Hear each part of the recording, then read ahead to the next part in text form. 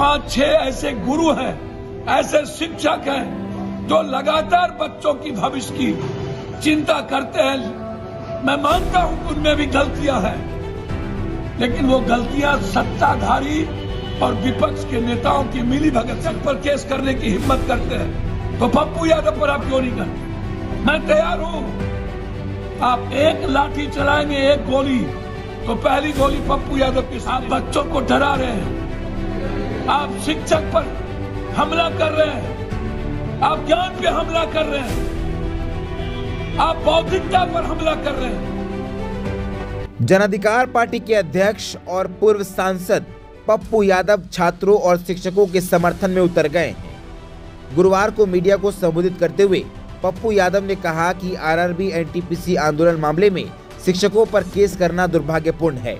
पप्पू यादव ने कहा कि आपने छात्रों के भविष्य के साथ खेला तो छात्र आज सड़क पर उतरे। अगर आप अपनी जिम्मेदारी ठीक तरीके से निभाते तो ये नौबत नहीं आती। इसलिए कह रहा हूं कि शिक्षकों और छात्रों पर जुल्म बंद करिए। गिरफ्तार ही करना है तो मुझे गिरफ्तार करिए। पप्पू यादव ने कहा कि 5-6 ऐसे शिक्षक हैं जो लगातार भविष्य की और बच्चों की चिंता करते हैं। मैं मानता हूं कि उनमें भी गलतियां हैं, लेकिन वो गलतियां सत्ताधारी और विपक्ष के नेताओं की मिलीभगत से होती है। रात में पत्रकार थाने में जिस तरीके से केस किया गया है वो माफी योग्य नहीं है। आप बच्चों को डरा रहे हैं, आप शिक्षक पर और ज्ञान पर हमला कर रहे हैं, आप हमारे जीने के तरीके पर हमला कर रहे हैं। शिक्षकों पर हुई एफआईआर को लेकर पप्पू यादव ने कहा कि जब आप शिक्षकों पर केस करने की हिम्मत करते हैं तो पप्पू यादव पर क्यों नहीं करते? आप एक लाठी या गोली चलाएंगे तो पहली गोली मेरे सीने में होगी।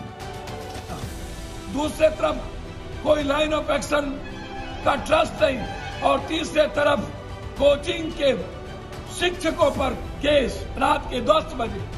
क्यों? इसमें शिक्षक की भूमिका कहां पर? ये अलग बात है। कोचिंग संदिग्ध रहते हैं, coaching UPSC, BPSC, SSC coaching तय करता है ऊपर से, नीचे से नहीं।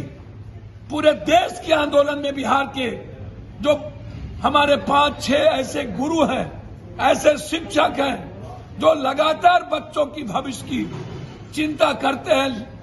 मैं मानता हूं कि उनमें भी गलतियां हैं, लेकिन वो गलतियां सत्ताधारी और विपक्ष के नेताओं की मिलीभगत से होती है, अकेला नहीं होता है। लेकिन रात में पत्रकार थाना में जिस तरीके से केस किया गया वह माफी योग्य नहीं है। आप बच्चों को डरा रहे हैं, आप शिक्षक पर हमला कर रहे हैं, आप ज्ञान पे हमला कर रहे हैं, आप बौद्धिकता पर हमला कर रहे हैं, आप हमारे जीने के तरीके पर हमला कर रहे हैं। यदि हिम्मत है, शिक्षक से ज्यादा एक भाई होने के नाते लगातार जिस दिन आपने लाठी चार्ज की उस रात से बच्चों की ज्वाइनिंग करेगी।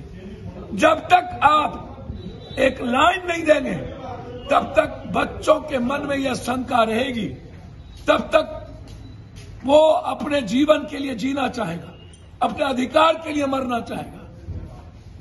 आप उसके भविष्य के साथ लगातार 40 साल और नरेंद्र मोदी के आने के बाद लगातार 8 साल आपने इस देश के युवाओं की जिंदगी को समाप्त करने का आपने कसम खा ली, और हम लोगों ने भी प्रतिज्ञा ली है जब तक युवा और छात्रों की जिंदगी को समाप्त करने वालों को मिटा नहीं देंगे तब तक चैन से नहीं बैठेंगे।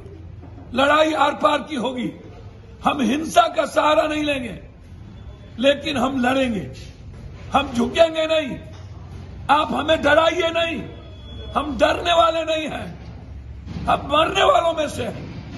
ये लड़ाई स्वतः क्रांति का स्वरूप लिया है। युवाओं ने पहली बार जाति धर्म मजहब से निकलने की कोशिश की। पहली बार 500 रुपये पर नहीं बिके, पहली बार शराब पर नहीं बिके।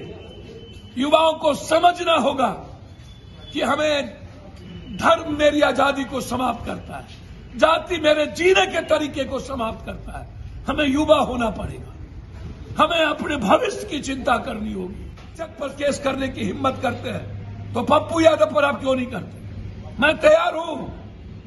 आप एक लाठी चलाएंगे, एक गोली, तो पहली गोली पप्पू यादव के सीने में होगी। आप इस बात को समझें। इसीलिए मैं आपसे यह कहना चाहूंगा कि आप शिक्षक पर से केस वापस लें।